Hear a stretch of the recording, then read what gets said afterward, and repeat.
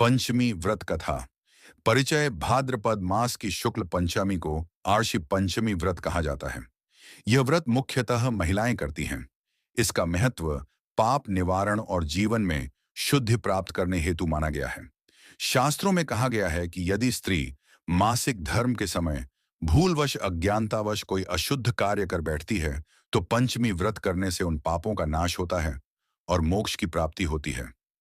व्रत कथा। प्राचीन समय में विदर्भ देश में एक ब्राह्मण रहते थे। उनकी पत्नी बड़ी धर्मपरायण और पतिव्रता थी। उनके एक पुत्र और एक पुत्री थी।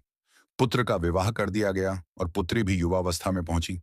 जब पुत्री का विवाह हुआ तो कुछ समय बाद वह विधवा हो गई। वह सदा अपने माता पिता के साथ ही रहने लगी।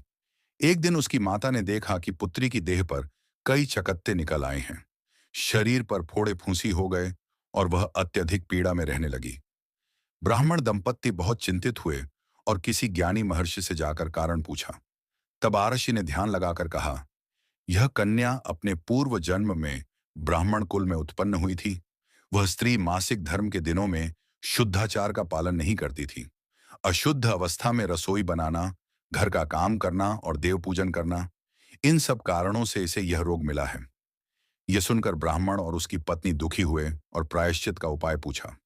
आशी बोले, भाद्रपद शुक्ल पंचमी के दिन ऋषि पंचमी व्रत श्रद्धा भाव से करो।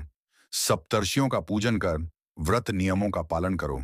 इस व्रत से पापों का शमन होगा और पुनर्जन्म में यह दुख नहीं मिलेगा। ब्राह्मण दंपत्ति और उसकी पुत्री ने श्रद्धापूर्वक पंचमी व्रत किया। परिणाम स्वरूप कन्या रोग मुक्त हो गई और अगले जन्म में उसे मोक्ष प्राप्त हुआ। व्रत विधि संक्षेप। 1. प्रातः स्नान करके शुद्ध वस्त्र धारण करें। 2.